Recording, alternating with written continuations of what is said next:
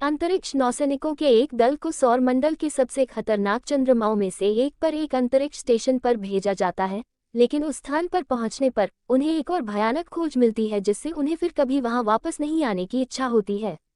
चालक दल के कितने जीवित रहने में सक्षम होंगे? आइए फिल्म में यूनाइटेड एरोस्पेस कॉर्पोरेशन के वैज्ञानिकों के बारे में जानें। आमतौर पर यूएसी के रूप में जानी जाने वाली पृथ्वी पर नेवादा में प्राचीन टेलीपोर्टेशन मशीनों की खोज की और फोबोस मंगल चंद्रमाओं में से एक। इन मशीनों को बाद में गेट्स कहा जाता है और उनका अधिक ध्यान से अध्ययन किया जाता है। यूएसी ने उनके चारों ओर संचालन के अपने ठिकानों का निर्माण किया और अब वे अंततः प्रयोग करने जा रहे हैं और पहली बार नेवादा सुविधा से एक स्वयंसेवक फाटकों के माध्यम से जाएगा और फाटकों के सक्रिय होने पर फोबोस सुविधा को टेलीपोर्ट किया जाएगा। स्वयंसेवक घबरा गया और फोबोस सुविधा में पहली बार आने के कुछ ही सेकंड बाद हर कोई वैज्ञानिक सफलता प्रतीत होने के लिए आनंदित होता है, लेकिन उनके आश्चर्य के लिए जो सुविधा में आता है वह तेज पंजे और दांतों वाला एक पीला दिखने वाला आदमी है। इस बीच नोला नामक एक यूएसी बख्तरबंद परिवहन पोत पर अंतरिक्ष मरीन के एक दल को नींद के रोने से जगाया जाता है।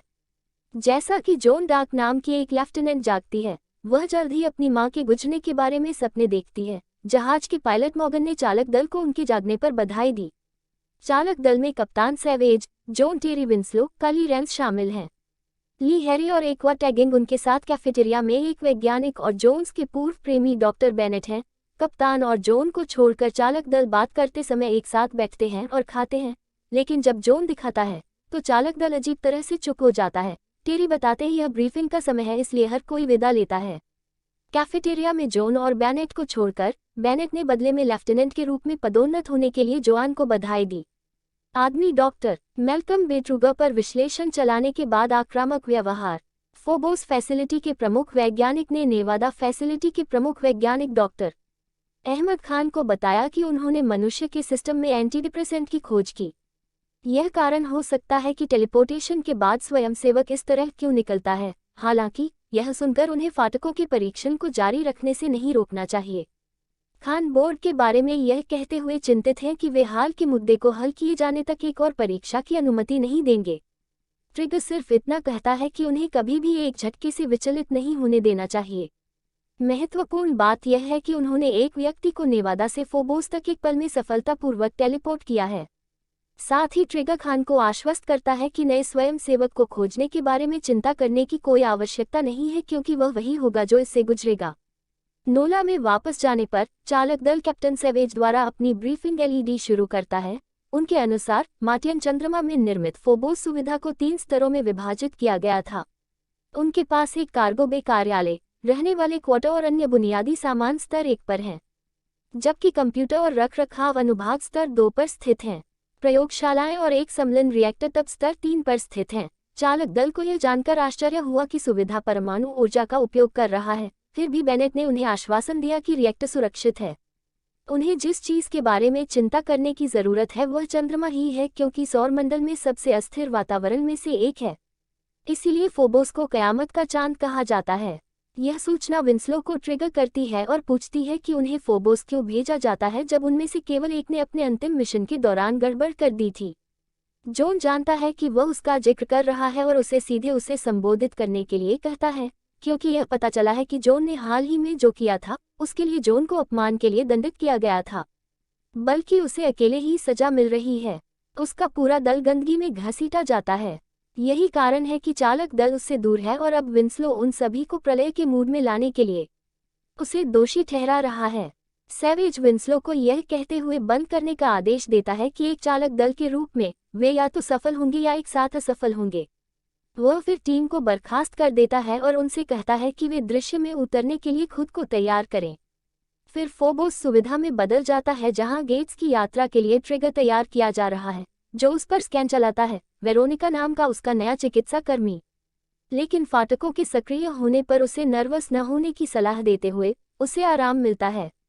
हालांकि वह अंदर कदम रखने से नहीं हिचकिचाते। एक बड़े पैमाने पर बिजली की वृद्धि होती है, जिससे पूरी सुविधा में ब्लैकआउट हो जाता है। वेरोनिका एक घायल व्यक्ति को देखती है और प्राथमिक चिकित्सा किट लेने जाती है। उस समय वह अपने पीछे एक गुर्राता हुआ शोर सुनती है। थोड़ी देर के बाद शोर का कारण क्या है यह देखने के लिए वेरोनिका चिल्लाती है। नोला आती है और सुविधा के लैंडिंग पैड में डॉक करती है। मॉर्गन प्रवेश का अनुरोध करने के लिए सुविधाओं के टॉवर के साथ संपर्क शुरू करने की कोशिश करता है, लेकिन एक और असफल प्रयास के बाद कोई भी उसका जवाब नहीं देता है। वह जहाज के एआई को सुविधा के टॉवर सेवेज के साथ संचार स्थापित करने के लिए डेजी का आदेश देता है और मॉर्गन उसे स्थिति समझाता है, लेकिन यहाँ तक डेजी उनके सिस्टम में नहीं जा सकती है तभी उसे मंगल ग्रह के निवासी से एक संदेश प्राप्त होता है। इसे सुन रहा हूँ। मार्टियन कमांड उन्हें कुछ समय के लिए अपने पदों पर बने रहने का आदेश देता है। इस वजह से सेवेज जोआन और बेनेट को फोन करता है और उन्हें सूचित करता है कि क्या हो रहा है। बेनेट को याद है कि उन्होंने इस सुविधा के बारे में क्या पढ़ा है कि नोला के नीचे कैमरे का उपयोग करके लैंडिंग पैड में एक प्रवेश द्वार बनाया गया है। वह उन्हें दिखाता है कि वह किस बारे में बात कर रहा है। उन्हें मार्टियन कमांड से एक और कॉल मिलती है और सेवेज उन्हें बताता है कि उन्हें पहले से ही लैब में प्रवेश करने का एक तरीका मिल गया है। यह सुनकर मार्टियन कमांड फिर उन्हें अपने मिशन की जानकारी देता है। उसके बाद चालक दल अपने मिशन पर चर्चा करने के लिए इकट्ठा होता है। सेवेज के अनुसार लगभग 20 मिनट पहले सुविधा प्रणाली ऑफलाइन हो गई थी। उनका नया मिशन अब अपने सिस्टम को ऑनलाइन वापस लाने के लिए सुविधा में प्रवेश करना है। टेरी पूछते हैं कि उन्हें ऐसा करने की आवश्यकता क्यों है। बेनेट उसका जवाब देता है, यह कहते हुए कि सुविधा के अंदर ऐसे प्रयोग हैं जो अत्यधिक उच्च जोखिम वाले हैं जिनके लिए सटीक निगरानी की आवश्यकता होती है। यदि वे सिस्टम को ऑनलाइन वापस लाने का प्रबंधन नहीं करते हैं तो ये प्रयोग और साथ ही वैज्ञानिकों के काम और प्रगति के वर्ष अर्थहीन होंगे। सेवेज तब जारी रहता है और टीम को ऑफलाइन होने से पहले और क्रूज हॉरर के लिए सुविधा द्वारा भेजे गए अंतिम संकट संकेत को सुनता है। वे सभी सुनते हैं जो बढ़ रहे हैं और चिल्ला रहे हैं। विंस्लो पूछता है कि क्या हुआ है और सेवेज केवल जानता है कि वे बस नहीं है। सेवेज द्वारा चालक दल को बर्खास्त करने के बाद एक उड़ा हुआ फ्यूज से निपटने के लिए वह मॉर्गन से उनकी निकासी योजना के बारे में बात करता है जब कुछ गलत हो जाता है। पायलट फिर कप्तान को आश्वासन देता है कि एक बार स्थिति की आवश्यकता होती है। इस बीच नूह तुरंत चंद्रमा से बचने में सक्षम हो जाएगा।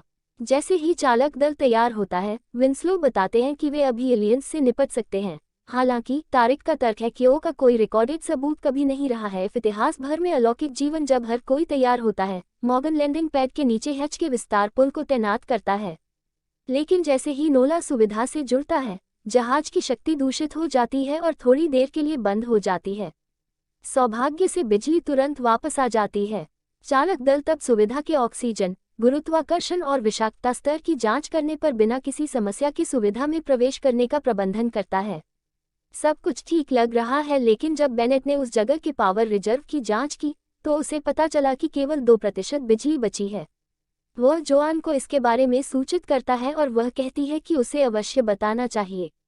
जैसे ही वे दालान में प्रवेश करते हैं, बेनेट वही करता है जो जोन सुझाता है और जोड़ता है कि इससे उन्हें अपना मिशन पूरा करने के लिए केवल 90 मिनट का समय मिलता है। इसके अलावा सिस्टम को ऑनलाइन वापस करना तब तक बेकार है जब तक कि वे बिजली के बिना बिजली बहाल नहीं कर सकते। अगर ऐसा होता है तो कोर मेल्टडाउन के खिलाफ सुरक्षा विफल हो जाएगी। वे न केवल सुविधा खो देंगे, लेकिन पूरे चंद्रमा और उनके जीवन के साथ साथ विस्फोट के कारण सेवेज ने चालक दल को 2 समूहों में विभाजित करने का फैसला किया। वह काली और एक्वा बेनेट के साथ रिएक्टर में जाएंगे, जबकि जॉन, टेरी, विंस्लो, ली और हैरी को खोजने में नेतृत्व करेंगे। वहां सब वे यह देखने के लिए सेवेज के संकेत की प्रतीक्षा करेंगे कि क्या सिस्टम को वापस चालू किया जा सकता है या यदि उन्हें सभी चीजों को सेट करने के साथ पीछे हटना पड़ता है तो हर कोई मानचित्र का उपयोग करके बाहर निकलता है। डेजी उन्हें एक हेडक प्रदान करती है, 2 समूहों को प्रदर्शित करती है। वहां अलग अलग जाती है। स्तर 2 पर सुविधा के स्तर 2 और 3 पर तरीके जोआन और उसकी टीमों को चारों ओर एक बिना सिर वाली लाश पड़ी हुई मिलती है। वो आईडी पर जांच करने पर शरीर को तुरंत बर्बर होने की सूचना देती है। जोआन को पता चलता है कि वह आदमी टेरी के पास एक यूएसी समुद्री था। दीवारों पर रक्त लेखन देखता है और कहता है कि वे सुमरियन से हो सकते हैं ताकि लेखन का अनुवाद किया जा सके। जॉन डेजी के लिए पूछता है सहायता, जिसके अनुसार लेखन कहता है कि कोई व्यक्ति जो उनका अधिकार है उसे पुनः प्राप्त करने जा रहा है। भले ही इसका मतलब कत्लेआम होगा और इसे सुनकर कोई नहीं बचेगा। जोआन सेवेज से पूछता है कि वे क्या करेंगे, जिसके लिए सेवेज ने फैसला किया कि उन्हें मनीला में वापस जाना चाहिए क्योंकि मॉर्गन खुद ड्रिंक लेने जाता है। वह ध्यान नहीं देता कि कुछ डेजी को हैक कर लेता है और चालक दल के नेविगेशन पथ को बदलना शुरू कर देता है। फिर अचानक कंप्यूटर पर लिखावट संक्षेप में सुमरियन में बदल जाती है। इस वजह से दोनों टीमें सुविधा के अंदर गुम होने लगती हैं। जोआन डेजी को सबब पर पश्चाताप करने का आदेश देता है, लेकिन एआई के साथ नूह में कुछ चल रहा है। जहां मॉर्गन चालक दल से संपर्क करने की कोशिश कर रहा है, लेकिन कोई अन्य विकल्प नहीं होने के कारण पायलट असफल होने की उम्मीद में कक्षा में उड़ान भरने का फैसला करता है। मंगल ग्रह पर बेहतर संकेत, लेकिन उसके आश्चर्य के लिए डेज़ी उसे बताती है कि वह उसे जाने नहीं देगी और जैसे कि उसके पास हो, ये एक दानव की तरह लगने लगते हैं और इंजन अचानक बंद हो जाता है। जब मॉर्गन पीछे मुड़कर देखता है तो उसे अपनी कुर्सी के पीछे कुछ गुर्राता हुआ सुनाई देता है। वो एक भयानक एलियन को डेज़ी की मदद खोते हुए देखता है। जॉन खुद सबक की तलाश करने का फैसला करता है, जबकि ऐसा करते हुए ली नोटिस करता है कि कोई उनके पीछे भाग रहा है। वो संभावित उत्तरजीवी की तलाश में जाती है और हैरी उसके टेरी के साथ जाता है। दूसरी ओर किसी को कोने में भिगोता हुआ पाता है। जॉन को सूचित करने के बाद वह इसकी जांच करने के लिए केवल यह पता लगाने के लिए जाता है कि यह एक आदमी है जो किसी अन्य व्यक्ति को खा रहा है और अपने सदमे के लिए वह प्राणी जैसे ज़ोबी के हमले से बचने का प्रबंधन नहीं करता है और जब विंस्लो उसे पाता है तो उसका गला बाहर निकल जाता है। पहले ही बहुत देर हो चुकी है और ज़ोबी उस पर भी हमला करता है। विंस्लो संघर्ष करता है और ज़ोबी को सिर में गोली मारकर मारता है। आप जानते हैं, जॉन कुछ ही समय बाद आता है और देखता है कि उसके चालक दल के साथियों के साथ क्या हुआ। उसी समय सैवेज टीम भी आसपास के लोगों का पता लगाती है और उनके लिए भाग्यशाली जांच करती है। ये वास्तविक उत्तरजीवी हैं, एक महिला वैज्ञानिक वेरोनिका और फैसिलिटीज के पादरी ग्लोवर रेडियो पर एक बंदूक की गोली की आवाज सुनते हुए सैवेज टेरी से पूछता है कि क्या हो रहा है, लेकिन उसके आश्चर्य के लिए जोआन वह है जो जवाब देता है और कहता है कि एक ज़ोंबी जैसे प्राणी ने उस समय टेरी पर हमला किया और ली को मार डाला। हैरी बातचीत में शामिल हो गया और रिपोर्ट करता है कि कप्तान ने कहा कि उन दोनों पर पहले भी एक ज़ोंबी ने हमला किया था और जोआन ने ज़ोंबी की जांच की और देखा। यह यूएसी में एक आनुवंशिकीविद है। ली ने यह देखने के लिए कि क्या यह भी यूएसी से है, ज़ोंबी का निरीक्षण किया, लेकिन यह अचानक उसके अभिनय पर जल्दी से हमला करता है। हैरी अंत में इसे मार देता है, इस बार इससे पहले कि यह नेतृत्व करने के लिए कोई नुकसान कर सकता है। जैसे कि सभी नरक टूट जाते हैं, ढीले बर्बर टीम अभी लाश पर हमला करती है और महिला वैज्ञानिक मामले को बदतर बनाने वाली पहली महिला हैं। डेज़ी अपनी संचार लाइनों को निष्क्रिय कर देती है और अधिक लाश दिखाई देती है और मरीन उनसे लड़ने के लिए संघर्ष करते हैं क्योंकि वे बहुत अधिक संख्या में हैं, जिससे ली और एक्वा का जीवन स्तर 2 पर वापस जा रहा है। विंस्लो जॉन को छोड़ देता है जब उसकी कायरता उस पर हावी हो जाती है। जोआन ने कुछ समय बाद ज़ॉम्बी से बचने के लिए अकेला छोड़ दिया। विंस्लो, जो लाश से भाग रहा है, वह फिर से जोआन के पास आता है। वह उसे बचाने में संकोच नहीं करती, लेकिन फिर भी उसे कहीं छोड़ने के लिए बाद में उसकी धुनाई करती है। हैरी अपने चालक दल की तलाश कर रहा है जब वह एक बमुश्किल जीवित वैज्ञानिक पर ठोकर खाता है जो अंत में पेट्रोग्राद बन जाता है। सैवेज के साथ संघर्ष के दौरान सैवेज, एक्वा और ली की मृत्यु हो गई। चालक दल के लिए खुद को बलिदान कर दिया। कप्तान को अपने सामने मरते देख जोआन बेनेट से इस बारे में बात करती है कि इस समय वास्तव में क्या हो रहा है।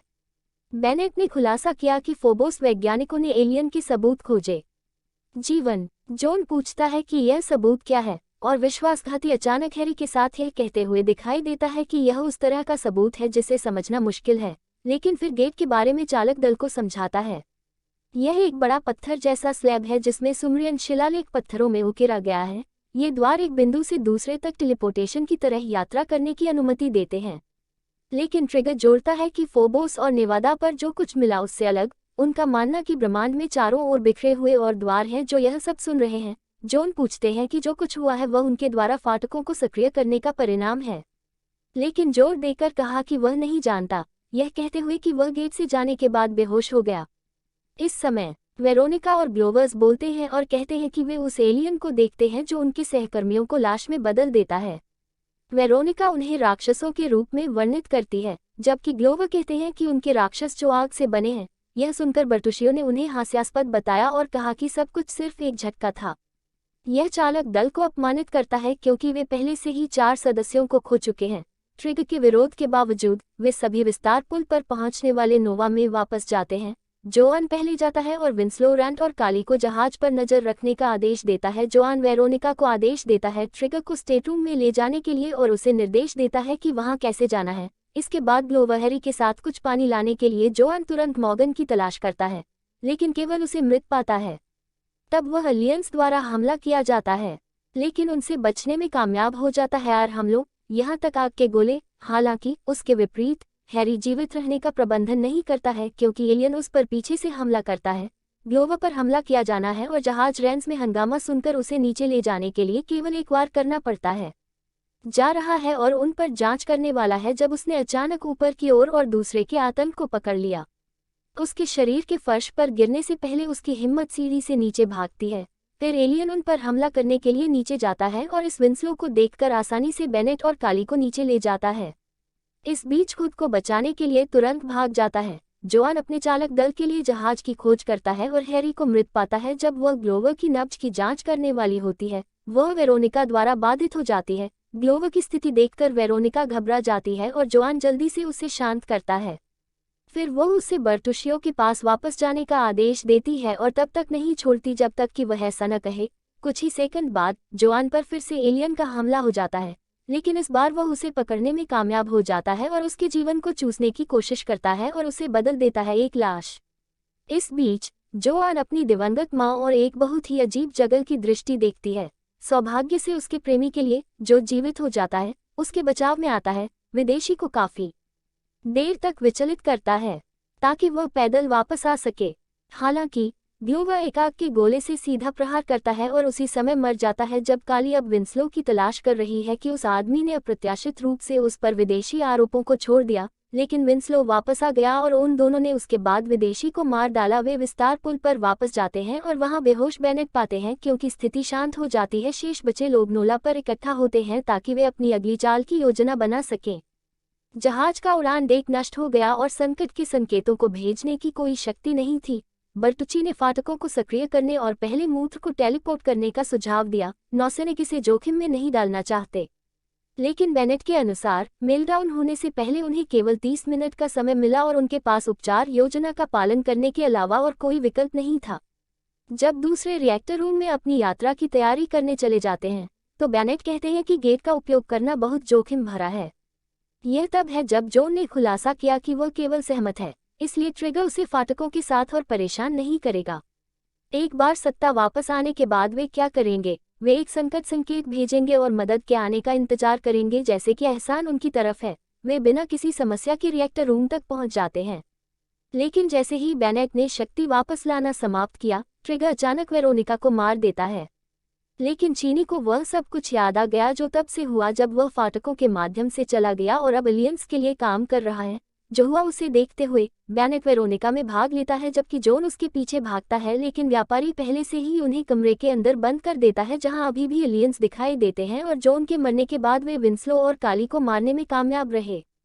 वेरोनिका उसे बुलाती है और उसे प्रयोगशाला में कुंजी कार्ड देती है जहां फोबोस गेट है, साथ में बेनेट। इस समय वे दोनों उसे रोकने जाते हैं। वे पहले मृत शरीर के कुंजी कार्ड का उपयोग करके एक विशेष शस्त्रागार कक्ष में आते हैं जो उन्हें पहले मिला था। जॉन को प्लाज्मा गन और बम अंदर जमा हो जाता है। लैब में लिफ्ट पहुंचने पर दरवाजा खुलते ही एक एलियन बेनेट को अंदर पकड़ लेता है और गोद में ले लेता है। जॉन मदद करने की कोशिश करती है, लेकिन वह 2 लाशों और एक एलियन से विचलित हो जाती है, जिसे वह आसानी से प्लाज्मा गन का उपयोग करके निकाल लेती है। वह तुरंत लिफ्ट पर चढ़ जाती है और लाशों से भरी लैब पाती है। इस बीच ट्रिगर सिर्फ लापरवाही से फाटकों को सक्रिय करने की प्रक्रिया शुरू करने के लिए जोआन उसे नियंत्रण से दूर जाने का आदेश देता है, लेकिन उसने ज़ोबी बेनेट को उस पर हमला करने का आदेश दिया। सबसे पहले वह अभी भी बेनेट के लिए कॉल करने की कोशिश कर रही है, लेकिन जब उसे पता चलता है कि उसके लिए बहुत देर हो चुकी है, तो जॉन विचलित होने पर वह अपनी पीड़ा समाप्त करती है। ट्रिगर पीछे से हमला करने का मौका लेता है और जोन्स को चुरा लेता है। हालांकि वह प्रबंधन करती है इसे वापस पाने के लिए और ट्रिगर शूट करने में समय बर्बाद नहीं करता है। फिर भी वह अभी भी जीवित है, अपनी शर्ट खोल रहा है। ट्रिगर से पता चलता है कि एलियंस के अधिपति ने पहले ही उसका दिल ले लिया और उसकी टेलीकॉन्फ्रेंस क्षमता का उपयोग करके उसे अपने नौकर के रूप में पुनर्जन्म दिया। वह जोआन को बाद में फाटकों में धकेल देता है। सतह पर तैरते हुए जोआन खुद को पानी में पाती है। जोआन को पता चलता है कि वह एक अलग दुनिया में है, एक संरचना को नोटिस करते हुए जिसे वह इस समय पहले अपनी दृष्टि से देखकर याद करती है। स्टंगा नाम का अधिपति खुद को दिखाता है और टेलीपैथिक रूप से जोआन को धक्का देता है, जिससे वह गिर जाती है प्लाज्मा बंदूक।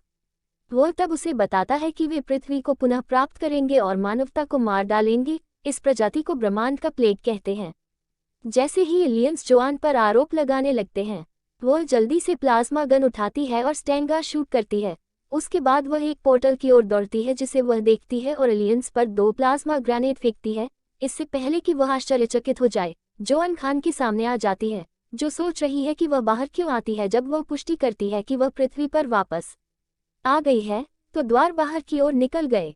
जॉन सभी को सचेत करता है कि उन्हें तुरंत गेट बंद करने की जरूरत है। यह सोचकर कि टेलीपोर्टेशन उसे भ्रम में डाल देता है। उन्हें कोई फर्क नहीं पड़ता कि वह क्या देख रही है और उसे कमजोर और नींद दिलाने के लिए शामक इंजेक्शन लगाते हैं। फिल्म गेट्स के सक्रिय होने और शांत होने के साथ समाप्त होती है, यह सोचकर कि यह तब तक फैला हुआ है जब तक कि वे एक बहुत ही पूर्वानुमानित कथानक के साथ एक जोर से गुर्राने की आवाज़ नहीं सुनते हैं और गेम कयामत के लिए थोड़ा सा सिर हिलाते हैं, जहां यह आधारित है। कयामत का विनाश एक वीडियो गेम में अनुवाद करने का एक औसत प्रयास है, एक फिल्म। लेकिन अगर आप कयामत से इसके संबंध के बारे में भूल सकते हैं और फिल्म पर ही ध्यान केंद्रित कर सकते हैं, तब किसी को यह एक मजेदार ज़ोंबी और एलियन 2 इन 1 फिल्म के रूप में मिल सकती है।